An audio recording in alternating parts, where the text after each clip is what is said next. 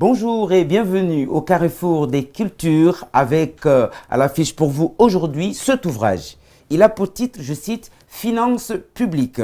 Il a été écrit par Mamadou Gando Ba qui nous fait l'énorme plaisir puisqu'il va nous tenir compagnie tout le long de ce numéro. Mesdames et messieurs, l'émission Parenthèse pour le compte d'aujourd'hui, c'est tout de suite.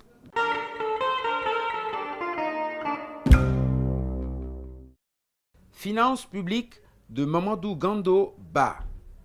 L'auteur, dans cet ouvrage, fait ressortir les difficultés rencontrées dans la mise en œuvre de la LORF, loi organique relative aux lois de finances, depuis son adoption et les perspectives à explorer pour une implémentation réussie de la nouvelle constitution financière.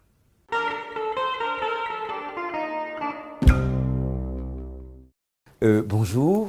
Bonjour, monsieur. Monsieur Mamadou Gando Ba. Oui. C'est un plaisir pour nous de vous recevoir sur le plateau de Parenthèse. Merci, c'est également un grand plaisir. Voilà, alors Mamadou Gando Ba donc, est notre invité pour le compte de ce numéro, mesdames et messieurs. Et bien, il fait suite à la série d'émissions que nous consacrons aux ouvrages techniques. Là, on est dans le milieu des finances. L'ouvrage, on l'a dit, le titre c'est Finances publiques, au pluriel bien sûr, écrit par Mamadou Gando Ba. Alors très rapidement, je vais me permettre de lire pour nos téléspectateurs la quatrième de couverture que vous présente très rapidement, enfin l'occasion pour nos téléspectateurs de faire votre connaissance. Mamadou Gando Ba est titulaire d'un diplôme d'administration publique de l'ENA de Strasbourg, promotion Louis Pasteur 2017-2018 et d'un diplôme d'inspecteur des finances publiques de l'ENF. l'ANFIP de Paris. Promotion Stéphane Hessel 2012-2013. Il est également titulaire d'un Master 2 en administration et finances publiques de l'Université de Strasbourg et d'une maîtrise en droit public de l'Université Gamal Abdel Nasser de Conakry. Ça veut dire que tout a commencé à Conakry. Après avoir occupé plusieurs fonctions au ministère de l'économie et des finances, Mamadou Gando Ba, donc l'auteur que nous recevons pour vous aujourd'hui, est devenu inspecteur d'État à l'issue d'un concours dont il a été le majeur. On va en parler. Donc, justement, on est content de vous recevoir sur le plateau pour parler de votre ouvrage « Finances publiques ». Alors, nous, c'est pour la première fois dans l'émission qu'on reçoit un ouvrage qui traite de la question des finances, et puis pour les finances publiques. Alors, dites-nous, pour introduire très rapidement, c'est quoi les finances publiques? Quand on parle de finances publiques, il s'agit de quoi, brièvement? Pour nous donner une petite idée. Les finances publiques, pour les auditeurs qui nous écoutent, qui ne sont pas spécialistes des finances publiques, oui. Il faut chaque fois qu'on parle de finances publiques, que ça renvoie à la loi des finances, ça renvoie au budget. Oui. Voilà, c'est l'ensemble des règles et des principes qui régissent les recettes et les budgets de l'État, les recettes et les dépenses de l'État. Ça, je pense que c'est une définition qui peut être à la portée de tout le monde. Le monde. Oui. Voilà. Donc, c'est l'ensemble des règles et des principes qui régissent les recettes et les dépenses. Voilà. Les recettes et les dépenses de tout le pays. Alors voilà. Là, on parle aujourd'hui de l'ensemble, enfin de tout l'argent du pays, comment il est géré, etc. Et ça, c'est intéressant donc pour ceux qui nous suivent, pour ceux qui viennent seulement de se joindre à nous. Notre ouvrage aujourd'hui, c'est Finances publiques, donc c'est le titre, et il est écrit par Mamadou Gando Ba qui est avec nous sur le plateau pour en parler. Alors très rapidement, je vais me permettre, parce que bon, c'est un ouvrage technique, on essaye un peu de changer les habitudes. Alors j'essaye de trouver rapidement la table des matières pour présenter un peu la structure de votre ouvrage. À la fin. Voilà, c'est carrément à la fin. Ouais. Là, c'est après la biographie. Voilà. Donc, la table des matières, effectivement, il y a une préface, on va en parler, parce que votre ouvrage est préfacé par le professeur Toba Zebolemou, c'est ça, et puis qui donne déjà des idées sur le contenu de l'ouvrage. Alors, après donc, la préface, il y a une liste des sigles et abréviations, ce qui est normal, parce qu'il y en a beaucoup dans l'ouvrage, et puis il y a une introduction. Et ensuite, il y a un certain nombre de chapitres. Le chapitre 1, donc le premier chapitre, on parle des innovations de la loi des finances relative la loi organique relative aux lois des finances, donc abrégé LORF. Bon, alors, il y a 2 sections dans ce chapitre. La première section, c'est les innovations dans la préparation et l'adoption du budget. Et là-dedans, il y a un paragraphe sur les innovations dans la phase d'élaboration du budget.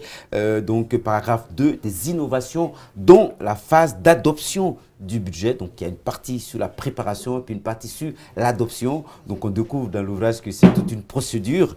Et puis ensuite, il y a le deuxième chapitre qui parle des contraintes de la mise en œuvre de la loi organique relative aux lois des finances et les perspectives.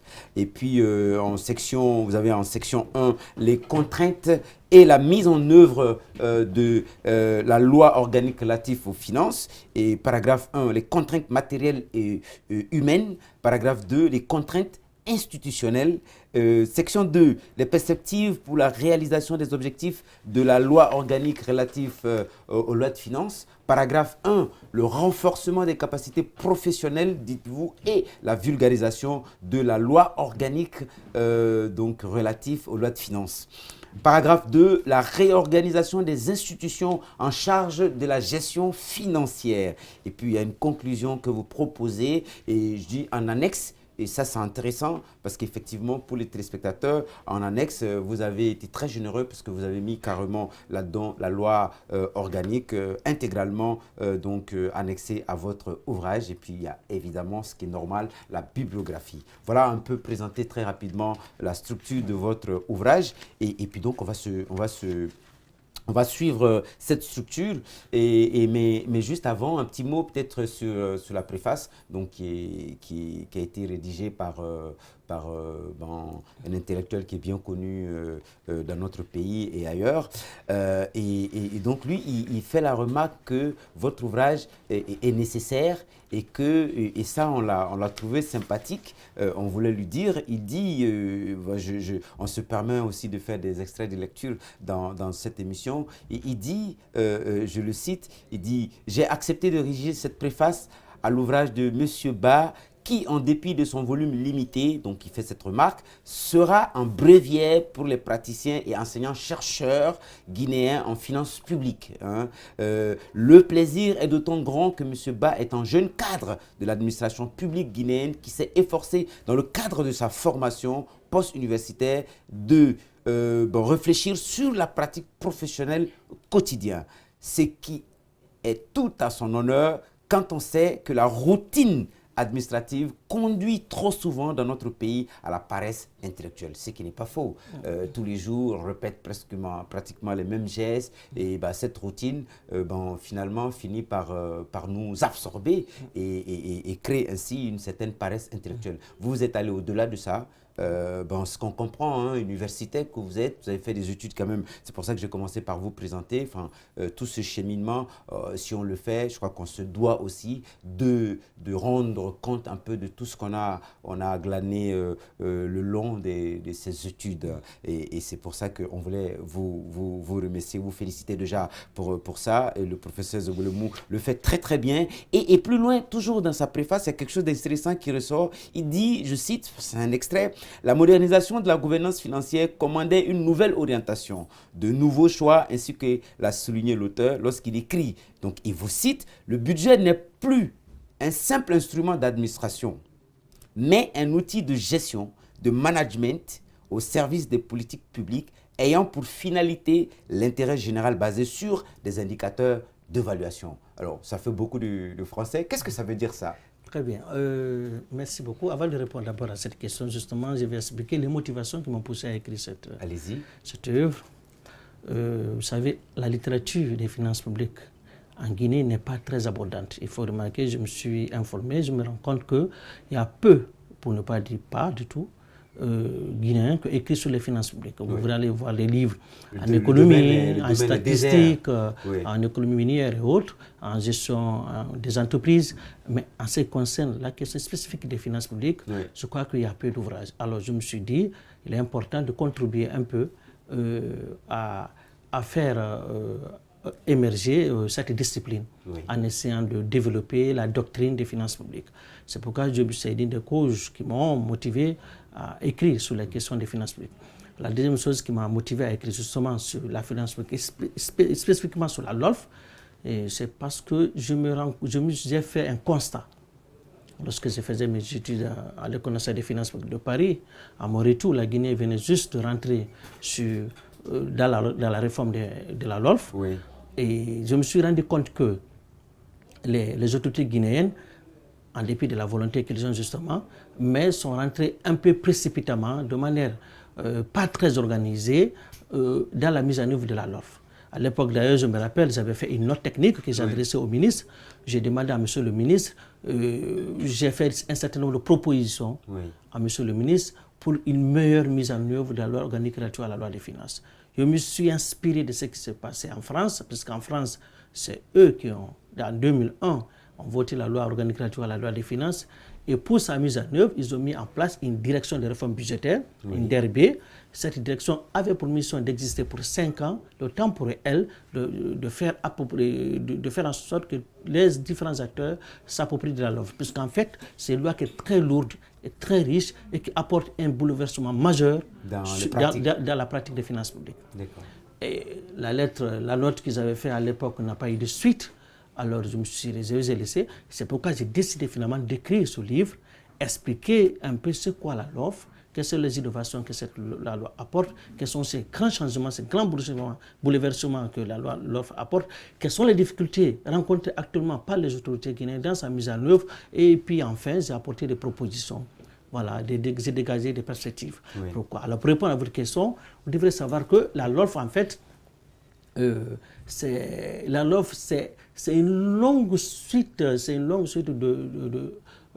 la résultante de plusieurs réformes qui ont commencé depuis les États-Unis. D'accord. Aux États-Unis, on avait commencé à expérimenter la gestion basée sur les résultats. Voilà. Et donc, on avait commencé cela.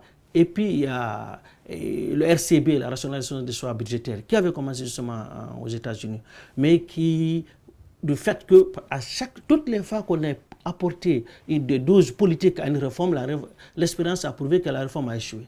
Voilà. Donc, du coup, la réforme n'a pas abouti aux États-Unis à l'époque, dans un premier temps, tout au début, dans les années 1700-1800. Alors, on a continué. Finalement, les Américains se sont efforcés, ils ont continué. Progressivement, ils ont basculé vers la gestion axée sur les résultats. Et sur la base des principes inspirés, des principes qui jusque-là étaient appliqués aux entreprises privées, on a essayé de plus ou moins sortir un peu de cette rigidité administrative pour que les règles qui sont appliquées dans le privé, puisque les autorités se sont rendues compte finalement que les entreprises produisaient plus de résultats, plus de rendements que les administrations. Certes, les missions sont différentes. Les missions de l'administration publique sont spécifiques. L'administration vise un objectif d'intérêt général. L'entreprise vise à réaliser des profits. Mais compte tenu des exigences du monde actuel, il est important qu'en dépit de tout, que les administrations réalisent des rendements pour satisfaire les attentes des citoyens. Ça, c'est fondamental. Donc, il fallait adapter les administrations administratives, les administrations publiques, aux règles, à des règles qui sont souples, n'est-ce pas, dans un monde où l'usager n'est plus considéré en fait comme un usager en tant que tel, mais comme un client. Pas, certes, dans un hôpital, on ne fixe pas les prix, on fixe des tarifs, mais il est important, par exemple, c'est un exemple que je donne, que l'hôpital qui réalise des prestations, que cet hôpital puisse à même de s'autofinancer. C'est pourquoi il est important de fixer les règles comme ça. Alors, ça s'est progressé. En France, on a fixé le RCB. RCB, dans les années 60, RCB a finalement échoué. Et dans les années 90, 2000, il y a eu Migaud, le professeur Migaud, qui l'ancien ministre, l'actuel président de la Cour du Conseil constitutionnel, et qui est en ce moment ministre, et beaucoup de cadres d'intellectuels, ils se sont rendus compte que l'ordonnance 1959 ne permettait plus à l'administration française, n'est-ce pas, de se conformer, c'est-à-dire de s'identifier aux différentes réformes engagées au sein de l'Union européenne, mais aussi de permettre d'avoir des résultats qui peuvent amener l'administration française à répondre de manière satisfaisante aux exigences des citoyens français. Alors ils ont engagé cette réforme La loi a été votée en 2001, elle a été commencée à mise en œuvre en 2006 et progressivement les partenaires, les bailleurs de fonds, c'est l'Union européenne, le FMI, ont commencé à demander les États africains et les autres d'adopter la LOLF, de s'inspirer de ce qui se passe de mieux en France. C'est comme ça en 2012, on a adopté la LOLF. Tout à l'heure, dans votre présentation, vous avez parlé de l'ORF. Oui. Vous avez parlé de l'ORF parce qu'en Guinée, la Guinée a voulu particulariser ce sigle en essayant de marquer le R au lieu de L, ce qui paraît un peu étonnant que j'ai déjà signalé. Mais en Guinée, on parle de l'ORF. Donc, et cette définition que M. Zogolema a repris, il tend simplement à ressortir le fait que le budget aujourd'hui n'est plus un instrument d'administration, ce n'est plus un instrument de commande, ce n'est plus un instrument de politique publique. Certes, c'est un instrument de politique, mais ce n'est plus que ça, mais aussi c'est un instrument de management. C'est un instrument de gestion, c'est un instrument qui apporte des réformes à 3 dimensions. Ces réformes en 3 dimensions sont d'abord la première dimension, c'est une réforme budgétaire. Voilà, parce que on verra tout de suite dans le débat, il y a des pouvoirs parlementaires qui sont renforcés à travers la LOLF. Oui, vous le dites, Voilà, il y a des nouvelles méthodes qui sont instaurées dans la mise en œuvre justement de ce budget qu'on verra. C'est aussi une réforme de l'État, puisqu'il faut réadapter les institutions administratives de l'État pour la mise en œuvre de la LOLF. Je l'ai dit que ce n'est pas la LOLF qui doit s'inspirer, qui doit s'adapter aux administrations publiques, mais c'est les administrations publiques qui doivent s'adapter à la LOLF. Mais aussi c'est une réforme comptable. C'est une réforme comptable qui apporte 3 dimensions comptables. C'est-à-dire que la comptabilité budgétaire, la comptabilité générale et la comptabilité d'analyse des coûts. Je ne sais pas si aussi j'ai bien compris, parce qu'en le lisant, comme vous le dites, là, les 3 niveaux, est-ce que c'est ça qui explique le fait que, on va dire, le contrôle se font aussi à 3 niveaux, parce qu'il y a justement 3 catégories d'inspection, et vous en parlez dans l'ouvrage, je veux dire, vous parlez d'inspection administrative, d'inspection politique et juridictionnelle. Voilà. En fait, vous avez le contrôle interne à l'administration. Et puis vous avez le contrôle externe à l'administration. D'accord. Bon, au sein du contrôle interne à l'administration, vous avez 2 types de contrôle. Vous avez le contrôle qui se fait concomitamment. C'est le contrôle qui est appliqué par le contrôleur financier. Au ministère des Finances, vous avez une direction nationale de contrôle financier. Avant tout, les contrôleurs financiers étaient regroupés au sein de direction. Mais en 1998, il y a une réforme qui a été engagée par les autorités du ministère des Finances sous les recommandations du FMI. Donc, on a déconcentré la direction nationale de contrôle financier. Les contrôleurs ont été nommés dans les différents départements ministériels, les différents GPA et autres. Donc, ils sont placés auprès des ordonnateurs. Donc, ils apportent un contrôle a priori des différents engagements, des dépenses publiques. Donc, il y a aussi le contrôle fait par le comptable public. Le comptable public, c'est naturel lorsqu'il doit effectuer une dépense ou doit encaisser des recettes, il applique des contrôles qui sont connus des comptables publics. Ça, c'est le contrôle qui se fait concomitamment. Toujours dans le contrôle inter-administration, vous avez le contrôle effectué par les inspections sectorielles qui sont placées au niveau des différents départements ministériels. Au niveau de chaque département ministériel, il y a un inspecteur général et un inspecteur général adjoint placé auprès du ministre. Voilà. Vous avez l'inspection générale des finances, qui est au ministère des Finances, et puis vous avez l'inspection générale d'État. Les inspections sectorielles interviennent selon les compétences dévolues à leur département. L'inspection générale qui se place au niveau de la pêche, vous avez l'habitat, vous avez l'environnement, tous les départements. L'inspection générale des finances qui intervient partout où les deniers publics sont gérés, voilà, pour voir comment ces deniers sont gérés. Et vous avez un peu au-dessus l'inspection générale d'État qui non seulement intervient pour vérifier la gestion administrative et financière, mais aussi veille à l'application correcte des lois de la République. Et puis vous avez le contrôle externe. Le contrôle externe, vous avez, dans le contrôle externe, il faut faire la différence entre le contrôle politique et le contrôle juridictionnel. Ce qui revient aux députés. Exactement. Le contrôle politique, c'est les députés qui peuvent organiser des audits, des vérifications, mais aussi qui apportent des contrôles sur les documents financiers apportés par le budget, notamment à l'occasion des DOB ou à l'occasion des lois de finances. Vous avez le contrôle apporté par la Cour des comptes la Cour des comptes qui contrôle les comptes des comptables publics, mais aussi qui apporte des sanctions lorsqu'il y a des gestions de fait. Oui. Et voilà, au-delà de tout, il y a un autre contrôle, peut-être que je n'ai pas parlé dans mon livre, un contrôle apporté par tout bailleur de fonds, tout bailleur de fonds qui donne ses fonds, et c'est tout à fait normal, parce que l'administration, les gestionnaires sont redevables de leurs actes. Donc c'est tout à fait normal lorsqu'un bailleur de fonds met des fonds à la disposition de l'administration, ou en tout cas d'une entité publique, que l'entité subisse les contrôles apportés par les bailleurs. C'est vrai qu'au niveau des contrôles, il y a quand même, c'est impressionnant de voir qu'il y a plusieurs niveaux de contrôle. C'est impressionnant ça.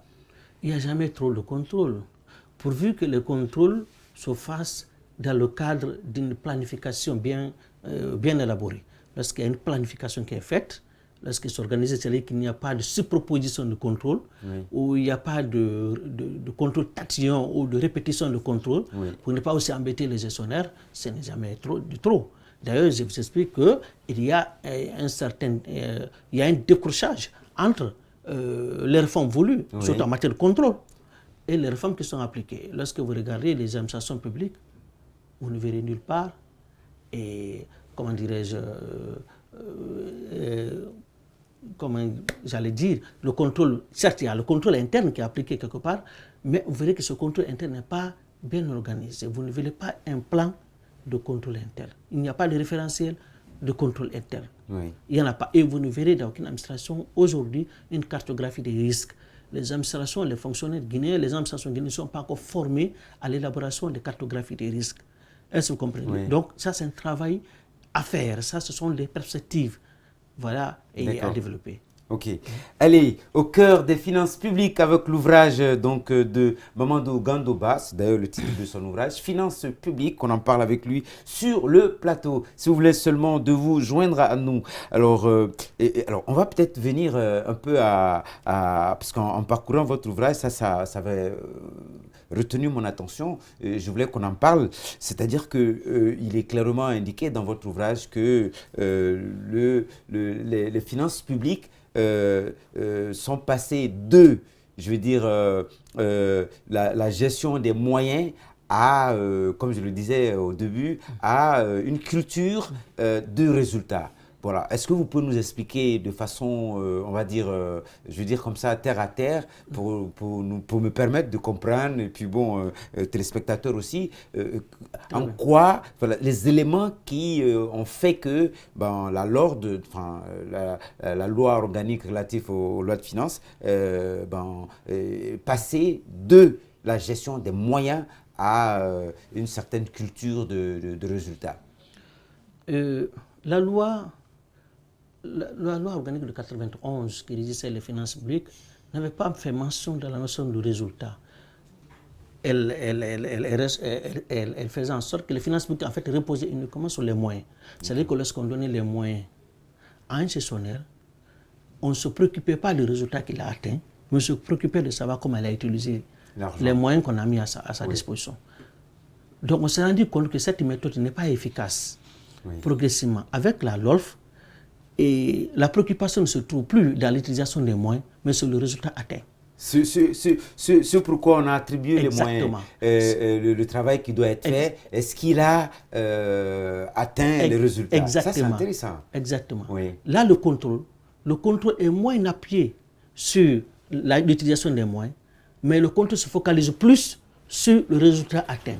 C'est pourquoi, lorsqu'on attribue des moyens à un gestionnaire, on fixe des indicateurs d'évaluation et on fixe des objectifs à atteindre. Ça, c'est important. Alors, c'est dans ce cadre que la LOLF a mis fin au mécanisme de services votés et de mesures nouvelles.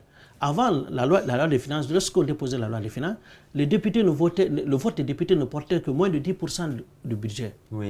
Parce qu'on disait parce qu'il y avait une grosse partie, voire 90% du budget qui avait fait l'objet de vote lors de l'année N-1. Alors on disait que le vote, puisqu'il y a une partie des crédits qui avait déjà fait l'objet de vote, donc ça portait sur 10%. On a mis fin à ça. Maintenant, lorsque le budget arrive, on procède au vote jusqu'au premier franc.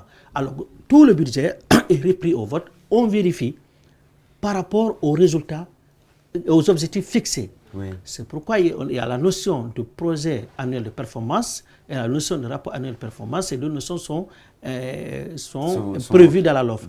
Pourquoi? Parce que lorsque vous déposez le projet de loi de finances, vous faites accompagner par un projet d'annuel de performance dans lequel vous fixez les objectifs que vous comptez atteindre,